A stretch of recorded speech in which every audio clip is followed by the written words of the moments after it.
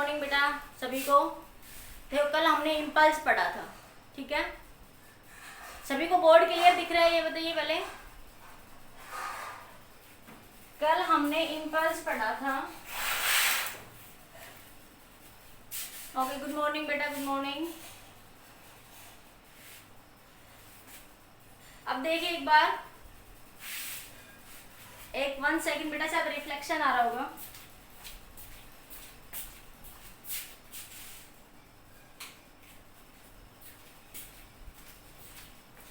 सभी को बोर्ड दिख रहा है? चलो ठीक है। देखो आज कल हमने इम्पल्स पढ़ा था, उसी के कुछ न्यूमेरिकल्स और डिस्कस करते हो आगे आज, ठीक है। फिर पढ़ेंगे हम लोग गन और बुलेट के संबंधित प्रॉब्लम्स, ठीक है। सबसे पहले क्वेश्चन आपके पास, a machine gun fire a bullet of mass 40 gram with a speed of 1200 metre per second, ठीक है। The person holding the gun can exert the maximum force 144 Newton on it. What is the number of bullets that can be fired from the gun per second? Number of bullets that can be fired from the gun per second. ठीक है। तो देखो initially bullet और gun किस में, आपके rest में है। तो हमने क्या पढ़ा था कल, इम्पल्स का फॉर्मूला क्या था आपके पास, चेंज इन मोमेंटम। इम्पल्स किसके बराबर था आपका, चेंज इन मोमेंटम के। तो इम्पल्स क्या होता है, फोर्स इनटू टाइम। इम्पल्स होता है आपका फोर्स इनटू टाइम, ठीक है। Momentum mv minus mu, final momentum minus initial momentum. ये एक बुलेट के लिए है, ये जो है किसके लिए है, ये मोमेंटम जो चेंज ऑफ मोमेंटम है एक बुलेट के लिए। अगर हम बात करें for an bullet, change in momentum, change in momentum for an bullet,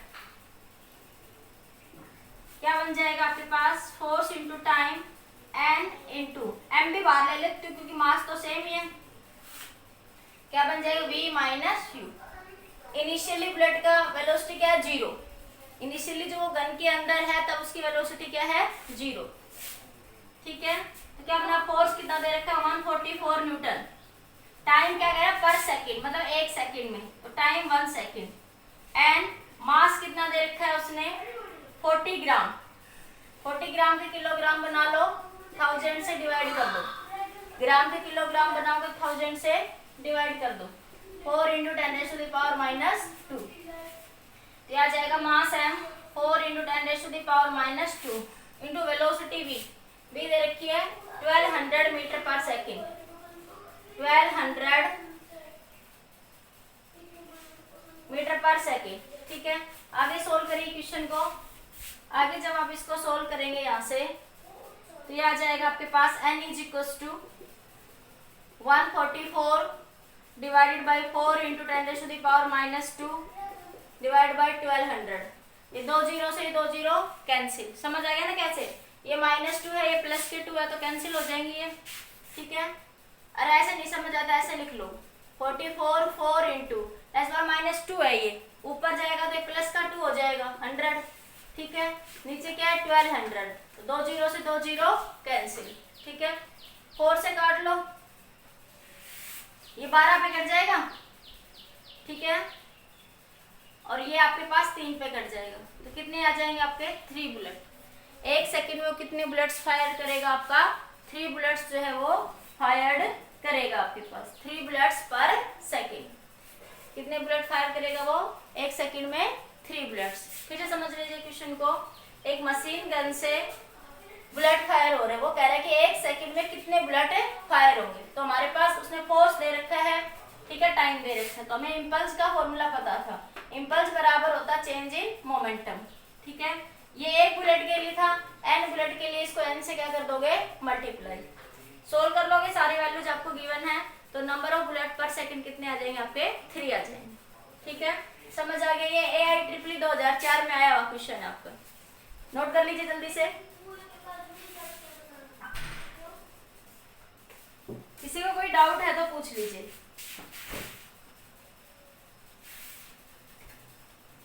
जल्दी नोट कर लो, 1 2 3। नोट कर लिया। कर दिया, ठीक है। नेक्स्ट क्वेश्चन देखिए।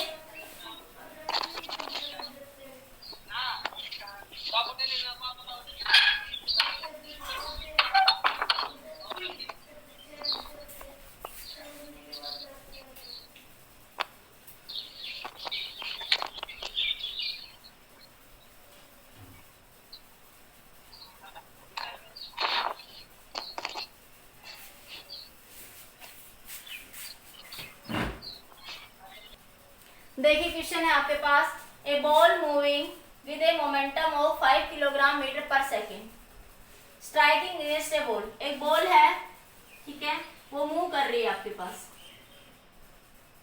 कितने से, 5, किसी मोमेंटम p की वैल्यू दे रखी है उसने 5 किलोग्राम मीटर पर सेकेंड। वो जाके एक बॉल है उसको फेंका, ठीक है, किसी मोमेंटम से, वो दीवार के जाके टकराई, ठीक है, दीवार के जाके टकरा के ऐसे वापस होगी रिफ्लेक्ट हो, ऐसे जाएगी। किसी बॉल को दीवार के मारोगे तो वो ऐसे आएगी आपके पास, ठीक है। तो वो कह रहा है कितने एंगल पे डिफ्लेक्ट हो गया, वो यहाँ से 45 डिग्री पे, कितने डिग्री के एंगल पे स्ट्राइक कर रही है वो, 45 डिग्री के एंगल पे। और इसी एंगल पे क्या हो रही है, वो रिफ्लेक्ट हो रही है। जिस एंगल पे ये बॉल है आपकी, ठीक है, जिस एंगल पे वो दीवार से टकरा रही है उसी एंगल पे वो दीवार से वापस से रिफ्लेक्ट बैक हो रही है, ठीक है। तो ये एंगल भी कितना आपका 45 डिग्री, ठीक है। अब देखिए ये P मोमेंटम है, इसके दो कंपोनेंट बन जाएंगे आपके पास। यहाँ पे देखो, यहाँ पे जो ये इस एंगल पे स्ट्राइक कर रहा है यहाँ से, इसके दो कंपोनेंट बनेंगे इधर। अब देखो तुम लोगों ने ये पढ़ा है ऐसे ऐसे, ये भी ऐसे होना चाहिए, ठीक है। बात आई समझ में, तीनों की डायरेक्शन एक डायरेक्शन में होनी चाहिए ना।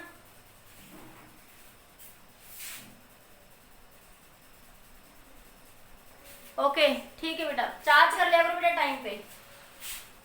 ये देखो P मोमेंटम से आया यहाँ पे, तो इसके दो कंपोनेंट बने, ये इस बात में तो ठीक है। ये एक कंपोनेंट इधर चला गया, एक कंपोनेंट इधर चला गया। नीचे वाले का देखो, इसका एक कंपोनेंट इधर क्या बन जाएगा, P sin थीटा, इसका एक कंपोनेंट इधर क्या बन जाएगा, P cos थीटा।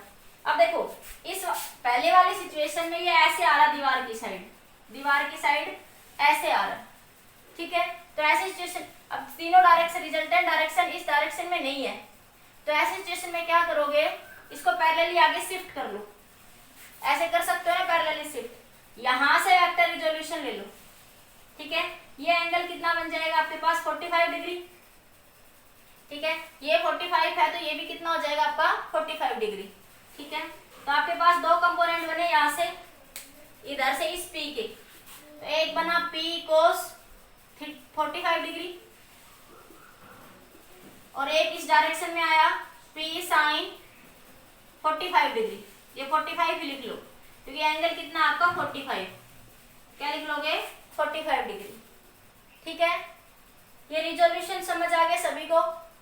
इसमें कोई डाउट है तो पूछ सकता है कोई बच्चा। फिर से देख लीजिए कि ये किसी कोई बॉल दीवार से टकराई और टकरा के इधर आ गई, कितने डिग्री के एंगल पे, 45 डिग्री के एंगल पे।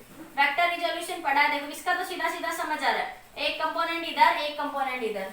इसमें देखो ये डायरेक्शन इधर है और आपकी बॉल इधर है और ये डायरेक्शन इधर है, इसलिए ये थोड़ी उल्टी बन रही है इससे, इसलिए इसको पैरेलली ऐसे शिफ्ट कर लेंगे, पैरेलली शिफ्ट कर लेंगे और फिर हम इस तरीके से इसका एक रिजोल्यूशन इधर लिख लेंगे और एक रिजोल्यूशन आपका इधर लिख लेंगे। तो मैंने इसको पैरेलली आगे ले गई, शिफ्ट कर लिया, तो ये एंगल 45 डिग्री, तो ये एंगल क्या बन गया, P cos 45 डिग्री, और ये नीचे की डायरेक्शन में एक एंगल क्या बन गया, P cos 45 डिग्री। अब देखते हैं momentum along x axis and Y axis. तो चेंज इन मोमेंटम, किसके बराबर होगा, final momentum minus initial momentum. Change in momentum कितने के बराबर होगा, final momentum minus initial momentum, ठीक है, अलोंग एक्स एक्सिस। सबसे पहले बात करते हैं पहले केस में अलोंग एक्स एक्सिस की बात कर लेते हैं, ठीक है। एक्स एक्सिस में मोमेंटम देखो कितना आपके पास, ये आपके पास एक्स एक्सिस में है और ये भी क्या है आपका एक्स एक्सिस में। देखो ये इनिशियल मोमेंटम है, जब वो दीवार से टकराई बॉल, जब बॉल दीवार से टकराई तो ये वाला मोमेंटम कैसा, इनिशियल, तो इसकी वैल्यू कितनी है, ये पी आई हो गया आपका, ठीक है। और ये इधर वाला ये क्या बन गया, पी एफ, ये क्या बन गया, पी एफ एक्स, और ये बन गया पी आई एक्स, इसी तरह ये वाला जो है आपके पास, जो इधर से ये आया, तो ये एक तो बन गया पी एफ और एक क्या बन गया ये पी आई, ठीक है। वाई क्या, ये वाई डायरेक्शन में है क्योंकि ये डायरेक्शन किधर होती है, वाई एक्सिस में, और ये डायरेक्शन क्या होती है आपकी एक्स एक्सिस में, ठीक है। तो मोमेंटम अलोंग एक्स एक्सिस क्या होता है, final momentum minus initial momentum, इस बात का ध्यान रखना। तो यहाँ पे फाइनल मोमेंटम क्या है, पी कोस 45 डिग्री। अब देखो ये किधर आ रहा है, final momentum P F x किसके बराबर होगा, माइनस पी कोस 45 डिग्री। मैंने माइनस क्यों लिखा, देखो ओरिजिन से इसकी डायरेक्शन इधर है, ओरिजिन से इसकी डायरेक्शन इस डायरेक्शन में है, ओरिजिन से इधर कैसा सिंबल लेते हैं, नेगेटिव, तो ये क्या ले लिया मैंने, नेगेटिव, ठीक है। Fine initial momentum along x axis, वो क्या है आपका p cos 45 डिग्री, ठीक है। तो मोमेंटम अलोंग एक्स एक्सिस क्या बन जाएगा, change in momentum final minus p cos 45 degree और minus final minus initial minus p cos 45 degree, ठीक है। तो ये बन गया माइनस 2p cos 45 डिग्री। तो ये बन जाएगा आपके पास माइनस 2p की वैल्यू mv, किसी वेलोसिटी v या p उसने दे रखा है, p कितना दे रखा है उसने 5, क्वेश्चन में आपको p ही दे रखा है उसने, इंटू cos 45 1/√2। इसको सोल्व कर लो, ये 10/√2 आ गया आपके पास। तो मोमेंटम अलोंग एक्स एक्सिस क्या आ गया आपके पास, change in momentum along x axis minus 10/√2, ठीक है। अब बात करते हैं अलोंग वाई एक्सिस की, along y axis, y axis में वही लिखेंगे, momentum along y axis final minus momentum along in y axis x initial, momentum along y axis final momentum minus initial momentum along y axis. तो momentum along y axis में देखो, तो P F Y भी कितना है यहाँ पे, P sine 45 degree, और पी इनिशियल भी कितना आपका, पी साइन 45 डिग्री। एक बार इतना नोट करिए, कोई डाउट है तो बताइए एक बार मेरे को।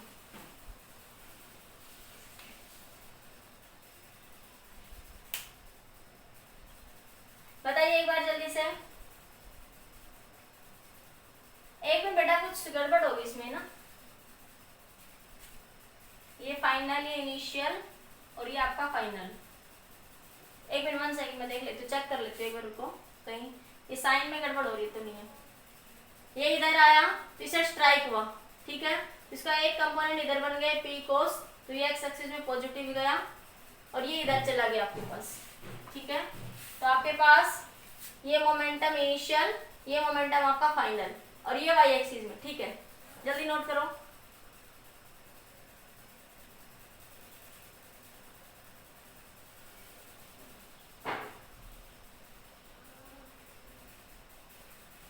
हो गया, हटा दो ये। Yes ma'am. अब देखो, यस मैम। अब इधर देखो, मोमेंटम अलोंग वाई एक्सिस के लिए लिख लो, मोमेंटम अलोंग वाई एक्सिस के लिए क्या बन जाएगा, डेल्टा पी। पी देखो फाइनल क्या है आपका, पी साइन 45 डिग्री, क्योंकि इन दोनों की डायरेक्शन सेम ही है, इसी डायरेक्शन में। नीचे की डायरेक्शन में नेगेटिव लिखो तो दोनों ही नेगेटिव है। अरे नीचे डायरेक्शन कैसे लेते हो, नेगेटिव, तो ये दोनों की डायरेक्शन कैसी है, नेगेटिव। ये भी नेगेटिव है और ये भी कैसे है, नेगेटिव। तो माइनस का P sine 45 degree minus minus P sine 45 degree. अरे फाइनल माइनस इनिशियल करेंगे, माइनस का है तो ये बना माइनस का P sine 45 degree minus minus कैसा हो गया, प्लस पी साइन 45 डिग्री। मतलब वाई एक्सिस में कोई मोमेंटम नहीं होगा, वाई एक्सिस में यहाँ पे कोई भी मोमेंटम नहीं होगा। मोमेंटम सिर्फ किधर होगा, अलोंग एक्स एक्सिस में, ठीक है।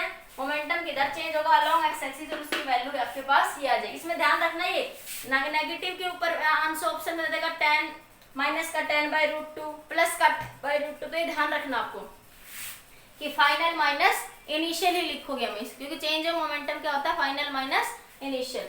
सिंपली ये बॉल को स्ट्राइक करा, इसके एक्स एक्सिस में कंपोनेंट देख लिया और वाई एक्सिस में सीधा कंसेप्ट। मोमेंटम क्या होता है, change in momentum final minus initial, ठीक है। फाइनल और इनिशियल अलोंग एक्स एक्सिस वाले लिख दिए, यहाँ पे ये अलोंग वाई एक्सिस। तो वाई एक्सिस में रिजल्ट क्या आया, 0, और एक्स एक्सिस में क्या आया, माइनस का 10/√2। जल्दी नोट कर लीजिए, कोई भी डाउट हो पूछ सकते हो। कोई भी बच्चा कुछ भी ना समझ आया हो तो?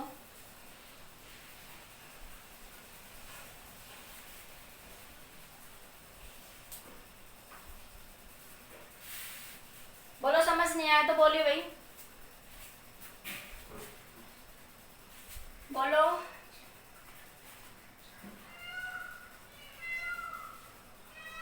कोई डाउट है तो पूछ लीजिए बेटा। क्लियर हो गया? अरे रिस्पॉन्स तो दे दो बेटा, रिस्पॉन्स तो दो। सही आ गया समझ में या नहीं आया? आ गया मैम। ओके बेटा, देखो आप आगे बढ़ते हैं हम लोग। Law of conservation of linear momentum. बाकी इस टॉपिक की जो अभी डिटेल थोड़ा सा पढ़ेंगे इस यूनिट में, तो बाकी फोर्थ यूनिट में एक काफी अच्छा बड़ा टॉपिक है, वहां पे इसके और भी न्यूमेरिकल सोल्व करेंगे। ठीक है, यहाँ पे थोड़ा सा बेसिक दे रखा है इसने। तो अब हम बात करते हैं law of conservation of linear momentum.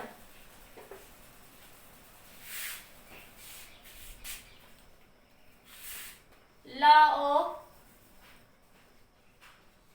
Conservation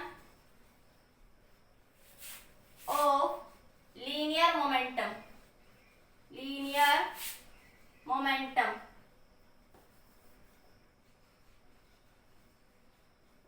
मैंने इसके बारे में थोड़ा फर्स्ट यूनिट में बताया था कि लीनियर मोमेंटम कब कंजर्व होता है। किसी बच्चे ने फर्स्ट यूनिट नहीं करी है तो उसमें दोबारा रिपीट कर देती हूँ।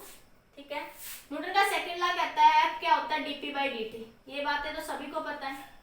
फोर्स F क्या होता है dp बाई dt। ठीक है, according to this law, law of conservation of linear momentum क्या कहता है? According to this law, according to this law, in the absence of any external force,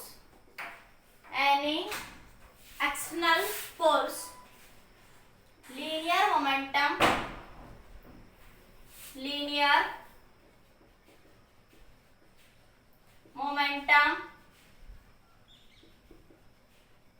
of a body remains conserved in the absence any external force। किसी force के external force जब zero होगा, कहने का मतलब है in the absence of any external force का मतलब जब एक्सटर्नल फोर्स जीरो होगा तो बॉडी का लीनियर मोमेंटम क्या रहेगा? कंजर्व। देखो इस बात को मैथमेटिकली प्रूव करते हैं। न्यूटन का सेकंड लॉ क्या कहता है? बराबर होता है dp बाई dt। तो जब फोर्स जीरो है तो dp बाई dt क्या हो गया आपका? जीरो हो गया। ठीक है, इसका क्या लिख सकते हैं? dp is equal to zero, क्योंकि dt इधर जाएगा तो जीरो से मल्टीप्लाई होकर जीरो। dp का इंटीग्रेशन करेंगे तो क्या मिलेगा? p। इनडेफिनेट इंटीग्रेशन है ये। कैसा इंटीग्रेशन है? इनडेफिनेट। ठीक है, इनडेफिनेट इंटीग्रेशन में मैंने क्या समझाया था? क्या लेते हैं? प्लस माइनस कांस्टेंट c बराबर जीरो। तो ये उधर गया तो ये हो गया माइनस प्लस कांस्टेंट c, मतलब p बराबर है किसी कांस्टेंट के। तो लीनियर मोमेंटम क्या? कांस्टेंट मतलब कंजर्व। ठीक है, तो in the absence of any external force body का लीनियर मोमेंटम हमेशा क्या रहेगा? आपका कंजर्व रहेगा। ठीक है, एक बार नोट करिए इस पॉइंट को, फिर आगे डिस्कस करते हैं। मतलब कि जब आपका डेल्टा पी, कहने का मतलब है डेल्टा पी क्या हो जाएगा? आपका जीरो। डेल्टा पी का मतलब जीरो का मतलब डेल्टा पी को क्या लिख सकते हो?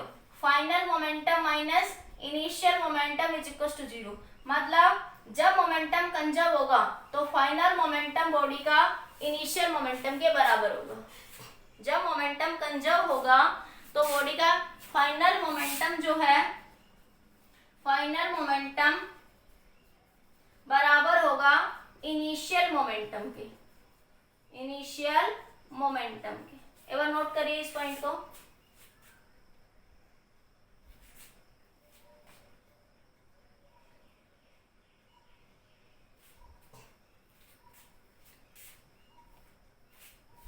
अब अगर हम इस केस की बात करें गन और बुलेट के केस में, ठीक है, ये नोट कर लिया। तो देखिए एक बार इसमें ये मान लिया आपके पास कोई गन है, ये आपके पास कोई गन है। ठीक है, इस गन से बुलेट निकलेगा आपके पास। तो इनिशियली देखिए बुलेट जो है गन के अंदर है, ठीक है, जब बुलेट फायर नहीं हुआ उससे पहले गन भी रेस्ट में है और बुलेट भी क्या है, रेस्ट में है। गन भी रेस्ट में है और बुलेट भी रेस्ट में है, तो दोनों का इनिशियल मोमेंटम ऑफ गन बराबर 0, इनिशियल मोमेंटम ऑफ बुलेट वो भी क्या होगा, 0। बी मतलब बुलेट, जी मतलब गन, ठीक है। तो जब दोनों गन और बुलेट दोनों इनिशियली रेस्ट में है, जब तक बुलेट फायर नहीं हो, बुलेट सिर्फ जो बुलेट जो है गन में डाला गया है सिर्फ, उस सिचुएशन में गन और बुलेट दोनों रेस्ट में रहते हैं, तो दोनों रेस्ट में रहेंगे तो वेलोसिटी 0, वेलोसिटी 0 तो मोमेंटम 0, क्योंकि एमपी क्या होता है, एमवी। जब वेलोसिटी 0 है तो मोमेंटम क्या हो गया, 0 हो गया। तो गन और बुलेट का इनिशियल मोमेंटम क्या हो गया आपका, 0 हो गया। गन और बुलेट का इनिशियल मोमेंटम 0, ठीक है। अब जैसे ही बुलेट फायर होगी, बुलेट क्या होगा, फायर होगा, तो गन पीछे जाएगी। गन कहाँ जाएगी, पीछे जाएगी, क्योंकि ये क्या होगा कि फोर्स लगाया किसने, गन ने, ठीक है, FGB, force on gun due to FBG, ठीक है, और ये होगा FGB। ये फोर्स किसने लगाया, गन ने लगाया, किस पे, बुलेट पे। याद रखना पीछे वाला फिक्स लिखते समय पीछे वाला आगे वाले को फोर्स लगाएगा, ठीक है। धक्का जब भी मारता है तो पीछे वाला ही आगे वाले को मारता है एकदम से, ठीक है, लाइन में खड़े हैं कहीं पे। तो ये क्या है, FGB। तो बुलेट ने जो गन ने जो है वो बुलेट पे फोर्स लगाया, गन ने जो है बुलेट पे फोर्स लगाया, तो बुलेट आगे चला गया इसी वेलोसिटी VP से, ठीक है। अब बुलेट ने भी तो देखो, जब भी बुलेट फायर होता है तो गन हमेशा पीछे जाता है, उसे बोलते हैं रिकॉइल वेलोसिटी। तुम्हारे क्वेश्चंस में वर्ड लिखा होगा उसमें रिकॉइल वेलोसिटी, रिकॉइल वेलोसिटी। जब भी बुलेट फायर होता है तो गन पीछे जाती है किसी वेलोसिटी से, जब बुलेट आगे फायर होगा तो गन एकदम ऐसे पीछे आती, उसे बोलते हैं recoil velocity of the gun, ठीक है। तो गन जब क्या, बुलेट भी तो गन पे फोर्स लगाएगा, उसको जितना फोर्स लगेगी वो बहुत स्पीड से आगे जाता है, कुछ चीज एकदम स्पीड से आगे जाएगी, तो जो ये वाली जो गन है वो किधर आएगी, पीछे आएगी। तो ये कितने तब इसके बुलेट ने भी कुछ फोर्स लगाया किस पे, गन पे, तभी वो क्या आई, पीछे आई। इसको बोलते हैं, जिस वेलोसिटी से गन पीछे आती है, जब बुलेट आगे फायर होता है, जब बुलेट आगे फायर होता है तो गन पीछे आती है, तो उस वेलोसिटी को बोल देते हैं रिकॉइल वेलोसिटी। क्या बोल देते हैं, रिकॉइल वेलोसिटी ऑफ गन, ठीक है। अब देखो, according to law of conservation of linear momentum, initial momentum of the gun plus initial momentum of the bullet बराबर होगा आपके पास final momentum of the gun plus final momentum of the bullet, according to law of conservation of linear. ऐसा लिख सकते हैं ना, बताओ। Law of conservation of linear momentum क्या कहता है, बॉडी का फाइनल मोमेंटम बराबर होगा किसके, इनिशियल मोमेंटम के। क्लियर इतना पॉइंट, ठीक है। तो मैंने कहा कि initial momentum of the gun according to law of conservation of linear momentum, initial momentum of the gun plus initial momentum of the bullet बराबर होगा final momentum of the gun plus final momentum of the bullet. ये बात sure है, ठीक है। अब initial momentum क्या है, हमेशा ही इनिशियली बुलेट, वो किसी क्वेश्चन में स्पेसिफाई करते तो वो बात दूसरी है, लेकिन बुलेट फायर होने से पहले हमेशा गन और बुलेट किस में रहते हैं, आपके रेस्ट में रहते हैं, तो इसलिए ये वाला मोमेंटम क्या बन गया आपका, 0 बन गया। तो आपके पास 0 बराबर final momentum of gun plus final momentum of bullet, ठीक है। तो यहाँ से क्या आया, फाइनल मोमेंटम ऑफ गन बराबर होगा minus of final momentum of bullet. अरे एक को इधर लाओगे तो ये माइनस हो जाएगा ना आपके पास, ठीक है। तो आपके पास ये क्या आ जाएगा, आपके पास relation between momentum of gun and bullet. एक बार नोट करिए, फिर इसकी क्वेश्चन डिस्कस करते हैं। कोई डाउट है तो पूछ लीजिए कोई भी बच्चा।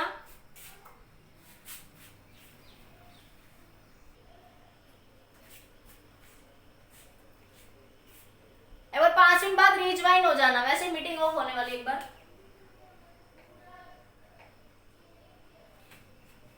हटा दूं। अब इसको देखो, हाँ मैम 1 मिनट रुक जाओ। हाँ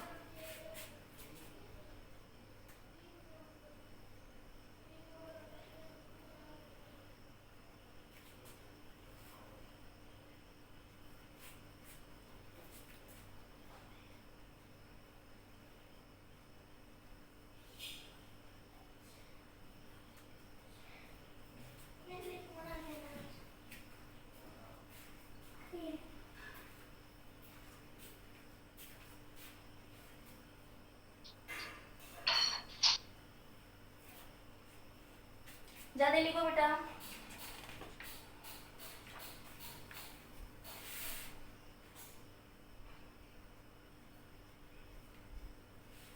एक बार इसमें एक छोटा सा पॉइंट देखो एक बार,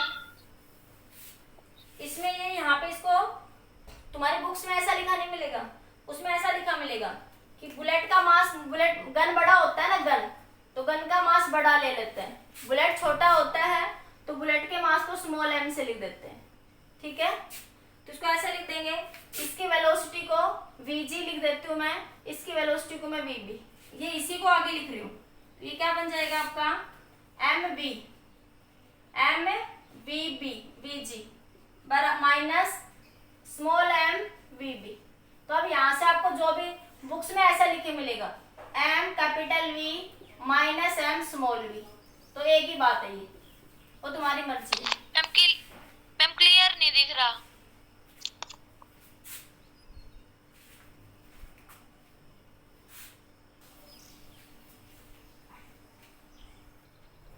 देखो ये आपको एक क्वेश्चन दे रखा था, फिर से देख लीजिए।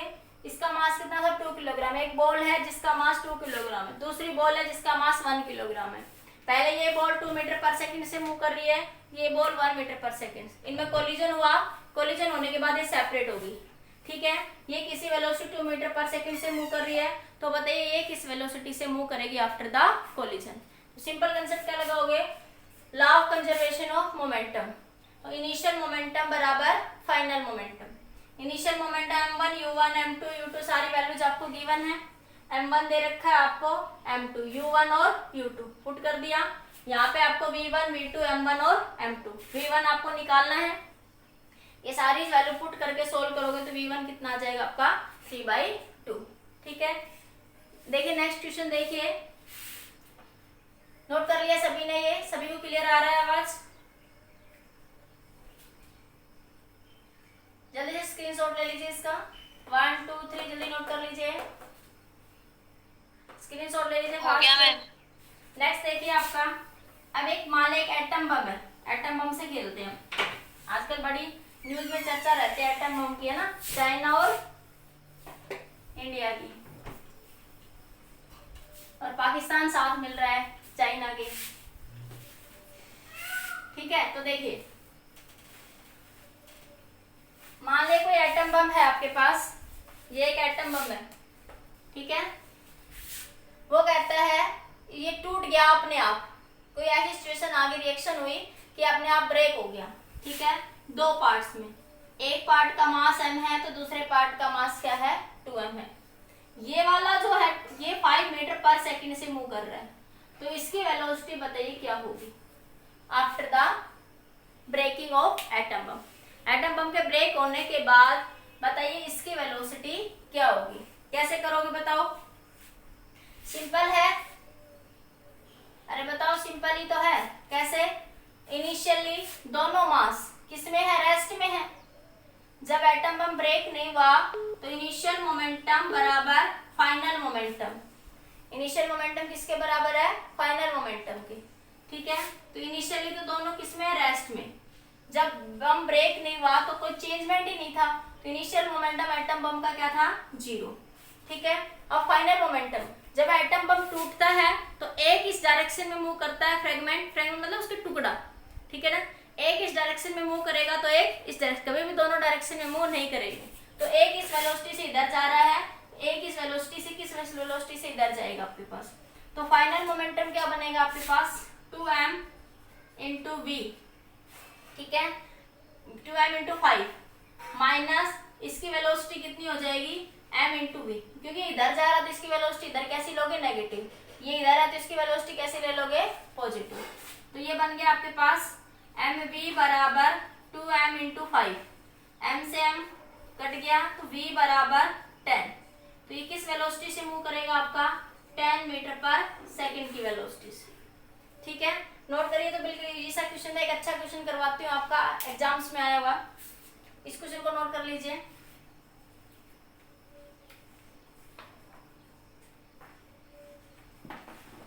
क्वेश्चन देखिए एक बार, नेक्स्ट क्वेश्चन में डिस्कस करते हैं एक बार आपको। ठीक है, पूछ रहा है what is the velocity of heavier fragment, question फिर से देख लीजिए। में था, फिर वो 3 फ्रेगमेंट में डिवाइड हो गया 1:1:3 में। दो पीसीज का मास इक्वल है और वो परपेंडिकुलर डायरेक्शन में मूव कर, यहाँ से देखिए 2 pieces of equal mass fly off perpendicular to each other with a speed of 30 meter per second. With a speed of 30 meter per second each. What is the velocity of heavier fragment? तो question बहुत easy है। जैसे मान ले आपके पास, अब जैसे मास की बात कर ले, टोटल मास कितना हो जाएगा? टोटल मास क्या होगा? m1 plus m2 plus m3, 1 plus 1 plus 3 कितना हो गया? 1:1:1, 3 1 4 और 1 5। ठीक है, अब ये 1 किलोग्राम का जो टोटल मास था ये इस रेशियो में डिवाइड हो रहा है। किसमें हो रहा है? इस रेशियो में क्या हो रहा है? ये डिवाइड हो रहा है आपके पास। ठीक है, तो सबसे पहले m1 मास, ये रेशियो कैसे निकालते थे? m1 मास निकालते हैं रेशियो वाले क्वेश्चन से, तो 1 divided by total mass m, कितना बचा आपके पास? इंटू 1, कितना आया? 0.2 किलोग्राम। इसी तरह m2 भी कितना आया? 0.2 किलोग्राम, क्योंकि दोनों का रेशियो क्या है? सेम है। m3 कितना आ जाएगा आपके पास? 1 डिवाइडेड बाय 5 इंटू 3, क्योंकि आपके पास रेशियो कितना आपका? 3। 1 किलोग्राम टोटल मास था, डिवाइडेड बाय कितना है रेशियो इनका टोटल का? 1/5 इंटू कितना रेशियो में डिवाइड हो रहा है? 3 रेशियो, मल्टीप्लाई बाय 3। ये छोटी क्लासेस में करते हैं ना ऐसे क्वेश्चन, रेशियो वाले काफी करेंगे। तो ये मास कितना आया आपका? आपके पास नहीं जाने की 0.6 किलोग्राम। तो यहाँ पे 1 किलोग्राम के टुकड़े किस तरीके से हो रहे हैं? देखो 1 किलोग्राम का ही मास है, वो 3 रेशियो में डिवाइड हुआ, तो एक का मास m1 कितना है? 0.2 किलोग्राम। ठीक है, m2 भी सेम रेशियो में ही है, तो वो भी कितना आ जाएगा? 0.2 किलोग्राम। ठीक है, m3 कितने रेशियो में डिवाइड हो रहा है? 3 के रेशियो में। टोटल का, टोटल 5 था, उसका 3 रेशियो, तो कितना आ गया? 0.6 किलोग्राम। तो सबसे हैवियर बॉडी कितनी हुई? ये बॉडी हुई ना, जिसका मास कितना है? 0.6 किलोग्राम। वैसे जोड़ के देख लो, 0.6 प्लस 0.4 प्लस 0.4 1 किलोग्राम ही बनेगा, और 1 किलोग्राम मास ही इस रेशियो में क्या हो रहा है आपका? डिवाइड हो रहा है। तो इस तरह हम यहाँ से m1 मिल गया, m2 मिल गया और m3। क्वेश्चन नोट कर लिया एक बार, फिर क्वेश्चन को नोट कर लीजिए, फिर मैं हटा रही हूँ यहाँ से एक बार। ठीक है, जल्दी नोट करिए क्वेश्चन को।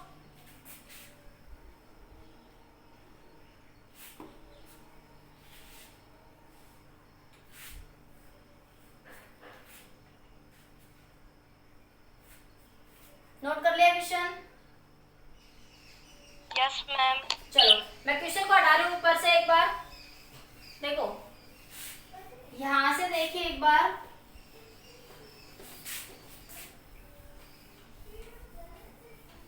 ये परपेंडिकुलर मूव कर रहे हैं एक दूसरे को। देखो ये मान लिया आपके पास m3v3 बॉडी थी, इसका मास कितना था? m1, देखो v1 वेलोसिटी कितनी दे रखी है? v1 और v2 परपेंडिकुलर है, जो कि 30 मीटर पर सेकंड दे रखे हैं। v3 आपको निकालनी है। ठीक है, तो हैवियर बॉडी m3v3, वेलोसिटी क्या है? v3, मास कितना है? m3, जाके टकराई। हैवियर तो ऐसे है आपके पास, तो ये दोनों एक दूसरे के परपेंडिकुलर मूव कर रही है, v1 और v2। ठीक है, v1 और v2 एक दूसरे के परपेंडिकुलर मूव कर रही है, मतलब इनके बीच में ये एंगल कितना? 90 डिग्री। ये एंगल कितना है? 90 डिग्री। इसको बीच से मैं तोड़ दूं तो ये एंगल कितना बना? 45 डिग्री, और ये एंगल भी कितना बनेगा? 45 डिग्री। ठीक है, तो आपके पास इसके दो कंपोनेंट बनाओ यहाँ से। इस P के, P लिख देती हूँ मैं इसको थोड़ी देर के लिए, P1, इसको लिख देती हूँ मैं P2 थोड़ी देर के लिए। ठीक है, तो P1 के दो कंपोनेंट बनेंगे, एक कंपोनेंट इधर, एक कंपोनेंट इधर, तो ये बनेगा P1 cos 45 डिग्री, ये क्या बनेगा? P1 sin 45 degree. इसी तरह इस नीचे वाले P2 के दो कंपोनेंट बनेंगे, इधर क्या बनेगा? P2 cos 45 डिग्री, इधर क्या बनेगा? P2 sin 45 degree. तो देखो ये तो एक दूसरे से इक्वल एंड अपोजिट है, P2 sin 45 degree, P2 sin 45, तो अलोंग y एक्सिस एक दूसरे से क्या है? अपोजिट है। ठीक है, इनिशियली जब तीनों मास यहाँ पे फ्रेगमेंट यहाँ रखा हुआ था, तो तीनों यहाँ पे जब ये थे, तो इनिशियली ये भी रेस्ट में है और ये भी किस में थे? सारे रेस्ट में। तो इनिशियल मोमेंटम क्या हो गया था आपका? 0 हो गया था आपके पास। ठीक है, तो जब ये कोलिजन होके टकराए आपस में, तो वो कह रहा है, उसने क्वेश्चन में कहा है, बाकी कोलिजन भी छोड़ो, नहीं पता हमें, फिर हमें सिर्फ ये पता है ये हैवियर मास बॉडी की वेलोसिटी बतानी है, जबकि ये दोनों एक दूसरे के परपेंडिकुलर मूव कर रहे हैं। अभी कोलिजन में नहीं फंसेंगे अभी आपके अकॉर्डिंग। ये क्वेश्चन में कहा है ना कि दोनों एक दूसरे के कैसे मूव कर रहे हैं, परपेंडिकुलर, मतलब इन दोनों के बीच में एंगल 90 डिग्री है। ठीक है, इतनी बात समझ आई। तो इस ये P1 को मैंने इस जिसका मास m1 था उसको मैंने P1 कह दिया, जिसका मास m2 था उसको मैंने P2 कह दिया। ठीक है, तो इसके दो कंपोनेंट बन गए, एक अलोंग वर्टिकल एक अलोंग हॉरिजॉन्टल। इसी तरह इसके भी दो कंपोनेंट बने, एक अलोंग वर्टिकल और एक अलोंग हॉरिजॉन्टल। तो देखो जब फ्रेगमेंट टकराएंगे आपस में तो हैवियर फ्रेगमेंट, तो ये तो दोनों एक डायरेक्शन में, देखो ये वर्टिकल कंपोनेंट क्या लिखोगे, vertical component P1 sin 45 degree और P1 sin 45 डिग्री बराबर है P2 sin 45 डिग्री के। तो ये तो एक दूसरे की क्या हो जाएगी, equal and opposite. Equal and opposite कैसे हो गए, देखो इसको क्या लिखोगे, M1 U1 sin 45 डिग्री। ठीक है, sin 45 से 45 तो कैंसिल कर दो, बराबर M1 M2 U2 sorry V1, final के लिए V1 लिखोगे। ठीक है, V2। तो देखो M1 मास कितना है इसका, M1 और M2 दोनों मास 0.2 किलोग्राम है। ठीक है, ये भी कितना 0.2, दोनों same velocity 30 metre per second, 30 metre per second से मूव कर रहे हैं, तो कैंसिल हो जाएंगे दोनों एक दूसरे से। तो इसलिए क्या कहेंगे, these component are equal and opposite so they are cancel, दो no momentum along y axis by these two balls. इन दो बॉल्स के द्वारा y एक्सिस में कोई भी मोमेंटम नहीं होगा। अब बात करते हैं अलोंग x एक्सिस, ये तो है ही हॉरिजॉन्टल डायरेक्शन में, M3 तो किधर जा रहा है, आपके पास हैवियर मास बॉडी है, ये तो है ही हॉरिजॉन्टल डायरेक्शन में। इनिशियली तो सारे रेस्ट में थे। ठीक है, इनिशियली तो जब बॉम्ब नहीं टूटा है तो सभी रेस्ट में है, तो सबकी इनिशियल वेलोसिटी तो क्या हो गई, 0 हो गई सभी की। ठीक है, जब ये टूटे तो ये इधर इस डायरेक्शन में जा रहा है और ये आपके पास अपोजिट डायरेक्शन में जाएगा हैवियर बॉडी। ठीक है, तो क्या हो जाएगा उस सिचुएशन में, आपके पास ये डायरेक्शन इधर दिखाएंगे। ये नोट करिए एक बार, फिर मैं आगे डिस्कस करती हूँ। कुछ डाउट है तो पूछ लीजिए एक बार यहाँ पे। मैथ क्लास शुरू हो गई मैम, जल्दी कर दो। 1 सेकंड बेटा, बस ये क्वेश्चन कंप्लीट कर देती हूँ। कोई डाउट है तो पूछ लो इस क्वेश्चन में यहाँ तक। बस आप क्वेश्चन कंप्लीट हो गया, थोड़ा सा बताना है। अब आपके पास देखो ये सब समझ आ गया कि P1 sin 45 P2 sin, ये एक दूसरे से क्या होंगे, equal and opposite, so cancel. ठीक है, तो अब आपके पास क्या हो जाएगा, यहाँ से ये देखो ये इस डायरेक्शन में जाएगा, तो M3V3 बराबर हो जाएगा P1 cos 45 degree plus P2 cos 45 degree. दोनों की डायरेक्शन सेम है तो ये ऐड हो जाएंगे। हैवियर फ्रेगमेंट इससे अपोजिट डायरेक्शन, देखो बम टूटता है तो ऑब्वियस सी बात है सारे फ्रेगमेंट एक डायरेक्शन में, जब आप किसी चीज को तोड़ते हो, जैसे बॉल पत्थर को तोड़ा, ऐसे तोड़ा, तो एक इधर जाएगा और एक इधर जाएगा, दोनों एक डायरेक्शन में कभी मूव नहीं करते ना। ये बात तो समझ आती है। जो फ्रेगमेंट टूटेगा तो आपके पास हैवी एक डायरेक्शन में जाएगा, और ये उसने पहले कह दिया, कंपोनेंट से समझ आ रहा है कि ये इसका ये कंपोनेंट दोनों किस में, आपके सेम डायरेक्शन में। तो मैंने इसलिए लिख दिया कि आपके पास कॉन्सेप्ट वही है कि फाइनल मोमेंटम बराबर इनिशियल। इनिशियल तो सबका ही 0 है क्योंकि सारे किस में है, रेस्ट में। इनिशियल सारे किस में, आपके रेस्ट में। तो मैं यहाँ से ऐसे भी लिख सकती हूँ P1 cos 45 degree plus P2 cos 45 degree minus M3V3 बराबर 0। तो मेरे पास क्या मिला, P1 cos 45 degree P2 cos 45 degree बराबर M3V3। ठीक है, अब आपके पास कुछ नहीं, ये P1 M1 U1, M1 मास कितना दे रखा, 0.2, V1 वेलोसिटी कितनी है, 30, वेलोसिटी कितनी से जा रहा था वो, 30 मीटर पर सेकंड दे रखा है उसने, cos 45 1/√2 प्लस ये मास कितना 0.2, वेलोसिटी कितनी होगी 30, अरे P को mv लिखोगे। ठीक है, velocity cos 45 1/√2 into M3V3, M3 मास कितना 0.6 किलोग्राम, √2 एलसीएम ले लो तो ये बन जाएगा, पॉइंट हटा दो यही सही, 2/10 गुणा 30 इंटू √2, ये बनेगा प्लस 2/10 इंटू 30 डिवाइड बाय √2 बराबर M3V3। 0 से 0 कैंसिल, 0 से 0 कैंसिल। ठीक है, तो ये बना 6/√2 प्लस 6/√2 बराबर M3 मास कितना 0.6 इंटू V3। ठीक है, तो ये आ जाएगा √2 एलसीएम 6 प्लस 6 और ये नीचे आ जाएगा 1/0.6 बराबर V3। तो ये आ गया 12/√2, ये 0.6 का पॉइंट हटा दो ऊपर 10 चला जाएगा, 0.6 का पॉइंट हटाओगे तो ऊपर 10 चला जाए, 6 से 2 कैंसिल, तो ये बन गया 20/√2। इसको सोल्व कर लेना और फर्दर सोल्व करना चाहो तो v3 वेलोसिटी कितनी आ जाएगी 20/√2। सिंपल समझ आया? ये फ्रेगमेंट का क्वेश्चन आईआईटी में आया हुआ क्वेश्चन आपका। ये सिंपल था, एक फ्रेगमेंट था, एक एटम बम था, ऐसे मान लीजिए, वो 3 टुकड़ों में डिवाइड हो गया। 2 टुकड़ों का मास सेम है और एक टुकड़े का मास ज्यादा है, ठीक है। तो 2 टुकड़े तो एक डायरेक्शन में मूव कर रहे हैं और एक उससे अपोजिट, तो हमने वहां पे क्या लगाएंगे? देखो, जब भी रिएक्शन टूटे, जितनी भी न्यूक्लियर रिएक्शन है, all nuclear reaction follow the law of conservation of linear momentum. जो कहता है कि पत्थर टूट गया, कुछ भी टूट गया, फ्रेगमेंट टूट गया, एटम बम टूट गया, तब वहां पे आंख बंद करके कहीं ना कहीं क्या लगेगा? Linear momentum. Law of conservation of linear momentum के कंसेप्ट को ऑलवेज फॉलो करते हैं। All nuclear reactions follow the law of conservation of linear momentum. Note करिए क्वेश्चन को जल्दी से, कोई डाउट है तो पूछ लीजिए, ठीक है।